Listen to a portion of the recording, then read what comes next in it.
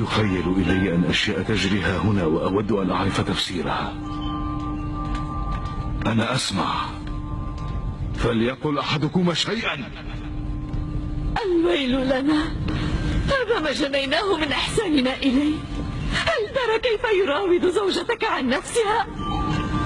ما هو جزاء من أراد بأهلك سوءا وراود زوجتك عن نفسها إلا السجن أو العذاب الأليم؟ زليخة هي التي دعتني إليها وراودتني عن نفسي. أنا رأيته يدخل على السيدة في مخدعها ويراودها عن نفسها.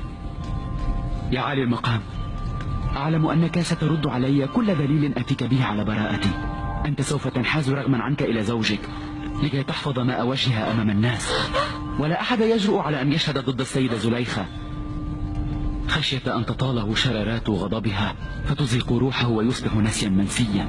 لا تثير غضبي أكثر من هذا. أنا أبحث عن الدليل والشاهد لكي أعرف أيكما هو المذنب. لا دليل عندي لأسوقه على براءتي من الذنب، ولا نديمة لي لكي تشهد زورا لصالحك. إذا أنت مدان ويجب أن تعاقب. حكمتم علي بالخيانة من غير دليل، لكن الحقيقة لا تعد ما قلته.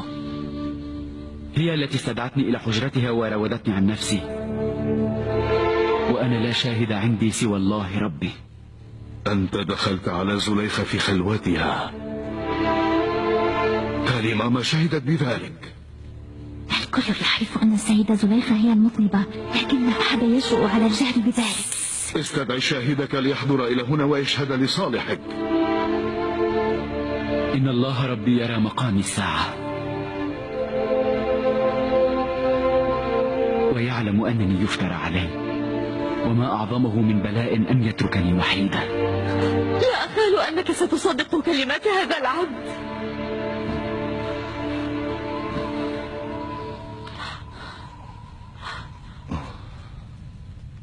إذا عجزت عن تقديم دليل على براءتك فلن أتوانى عن إزهاق روحك من فوري. يا عالي المقام، شاهدت يوزرسيف وهو يجتاز ممر القصر، ومن ثم يلاعب كيسين قليلا هذا الولد الذي تسمعون صوت بكائه الآن. بعدها دخل ممر الأبواب السبعة وأغلقها. كنت في حجرتي أخلد للراحة، فالتفت لأراه واقفا فوق رأسي. صرخت بأعلى صوتي فإذا به يلوذ بالفرار. استدعوا لي القائد رودامون. يوزرسيف يجب أن يعاقبها هنا. ولكن دعيني.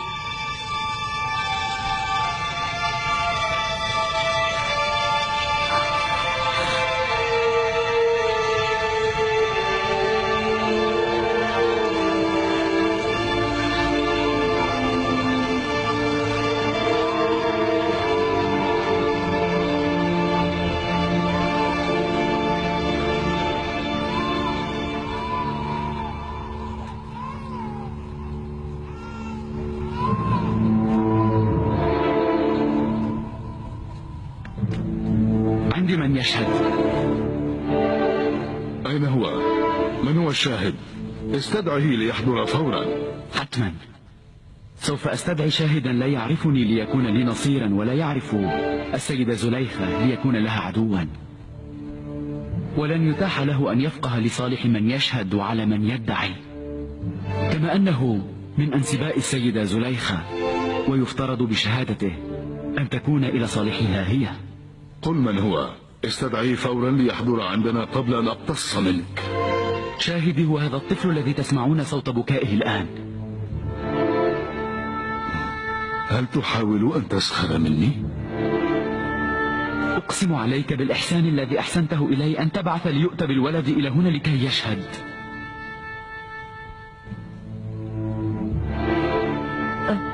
أن للطفل الرضيع أن يشهد لصالحك؟ هذا مستحيل. لا بأس بذلك، أحضروه إلى هنا.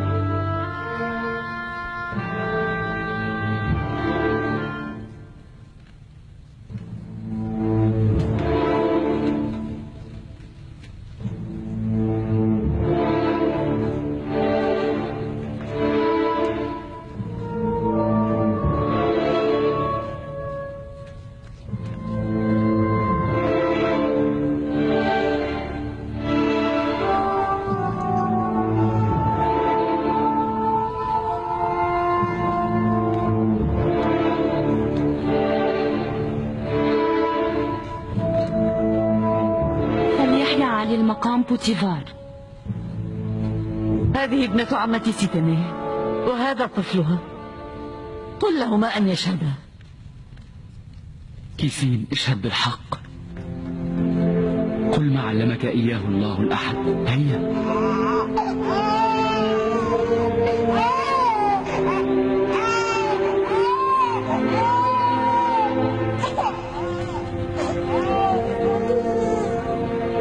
كيسين، اشهد بالحق.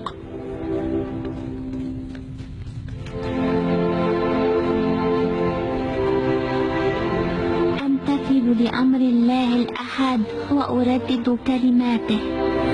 إن كان قميصه قد من قبل فصدقت وهو من الكاذبين، وإن كان قميصه قد من دبر فكذبت وهو من الصادقين.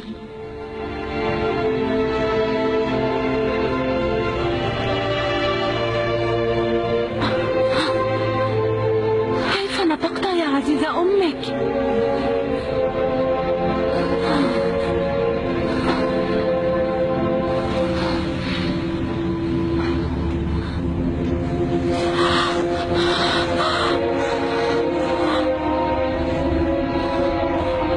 اللهم يا رب، من نشر هذا المقطع اجعل له من كل هم فرجا ومن كل ضيق مخرجا، وارزقه من حيث لا يحتسب، واجعله شريكا لنا في الأجر يا رب.